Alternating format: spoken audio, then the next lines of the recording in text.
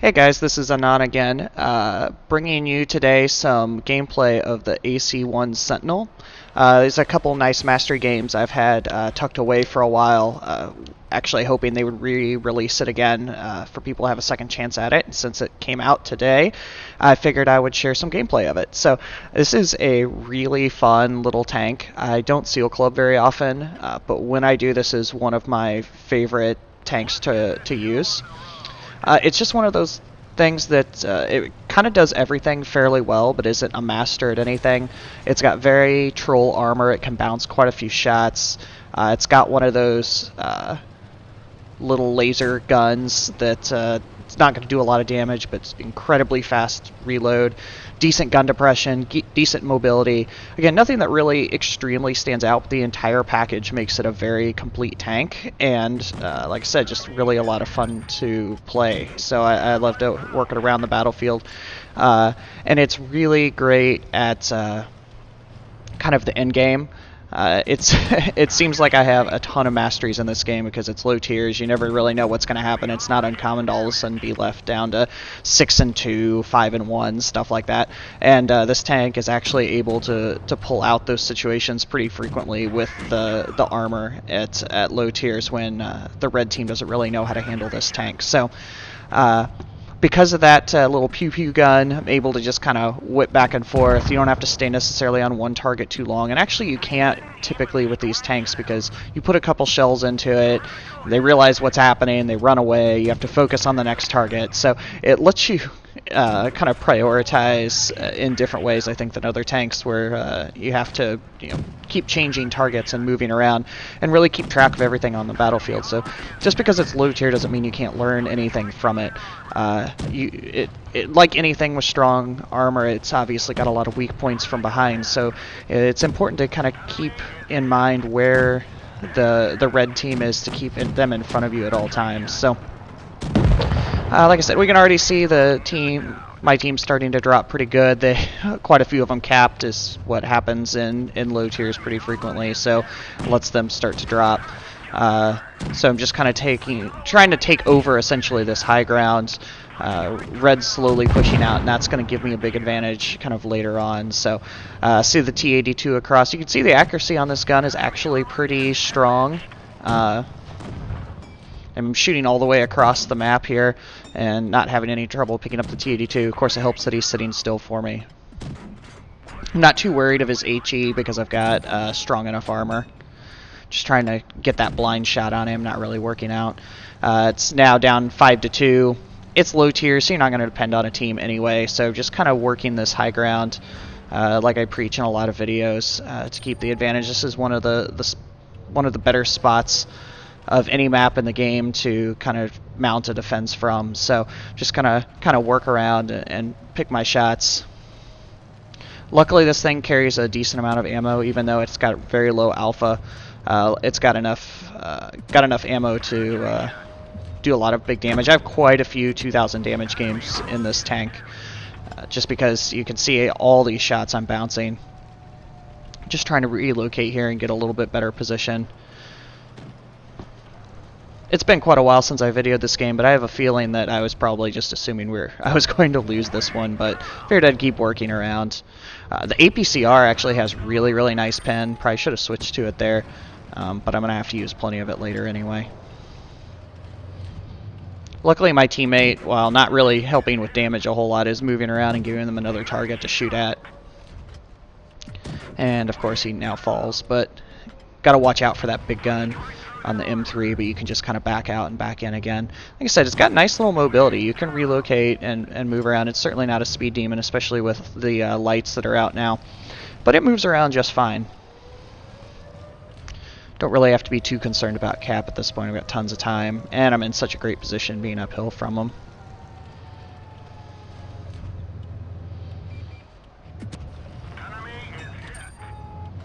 There's that great pen, able to get the top of the M3. Not a whole lot of problem. The top of the Hetzer, nice and weak. The Hetzer, I'm sure, could do a decent amount of damage. I don't think he ever hits me, though, so not too worried about it. Valentine AT is a great weak spot in the top, so I can just kind of roll back, roll forward, bounce a shot off the turret. It really, really does have some nice turret armor. I know it's kind of a goofy looking tank, but it's still just a lot of fun to drive. Working with the T-82. That quick reload certainly helps in situations like this too, where you can keep them off balance a little bit. I know that's where the Hetzer was, so I was trying to sneak a couple shots through. Still determined to cap. Really trying to sneak a shell through there. I don't know if that's possible or not, but it was worth a shot. It traverses actually pretty well, so it gives me the opportunity, if he starts to move around, that I can drop down and circle him a little bit.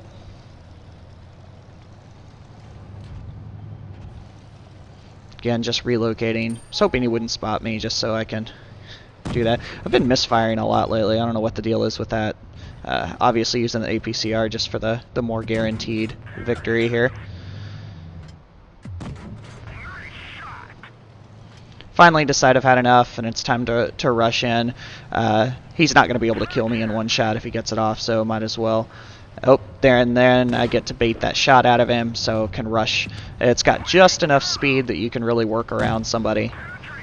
You certainly can't circle of death something, but the slower TDs and the lower tiers, it'll let you kind of get good position on. So, nice comeback win. Like I said, this thing carries really, really well.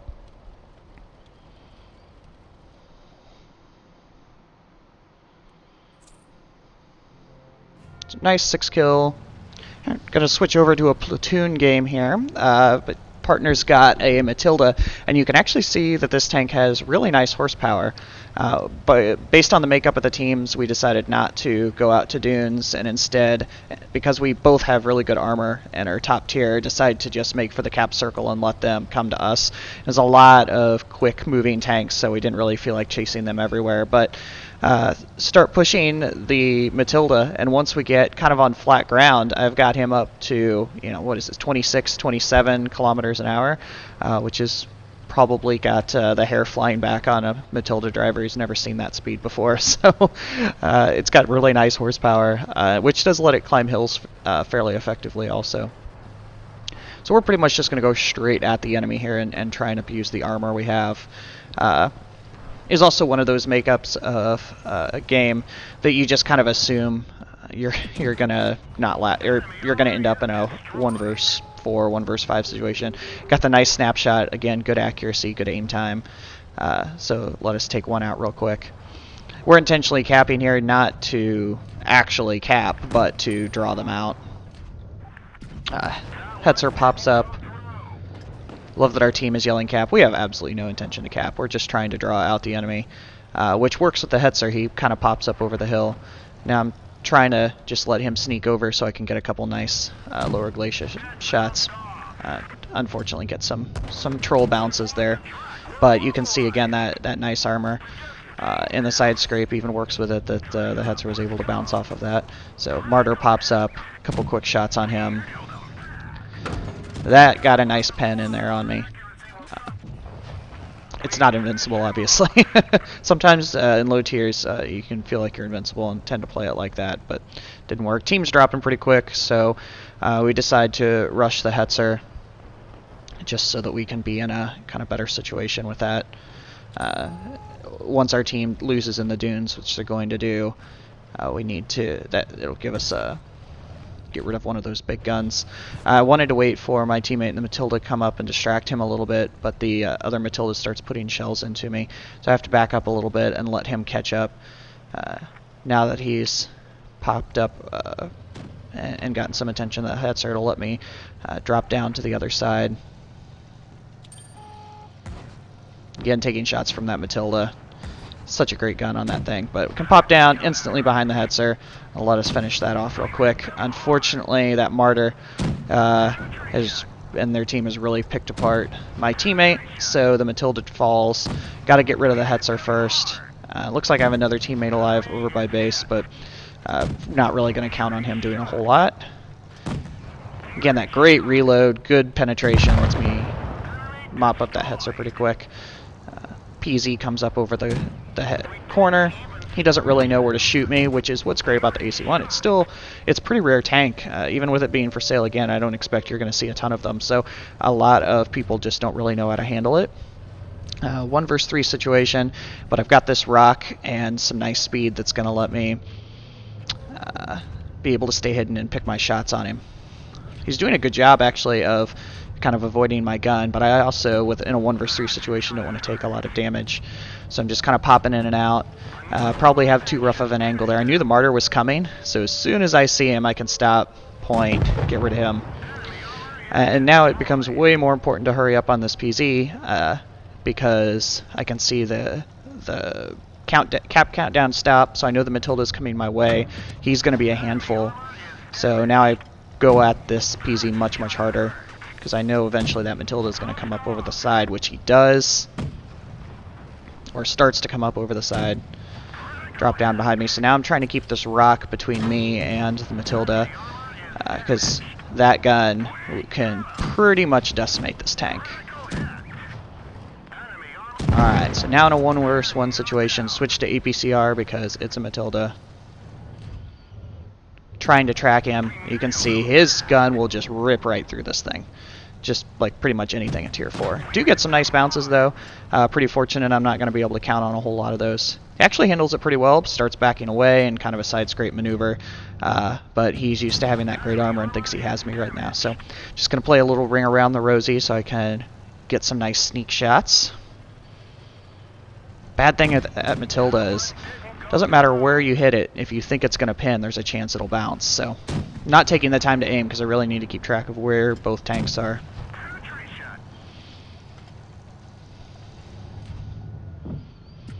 See, so many gray areas, but now he's backed up and giving me a little bit clearer shots with the angle. I'm going to set up in more of a side scrape position now too, because he's really kind of beating on me, so I need to actually be able to bounce a few shots and finally kind of find a place here where he's having a hard time and he's hitting my tracks.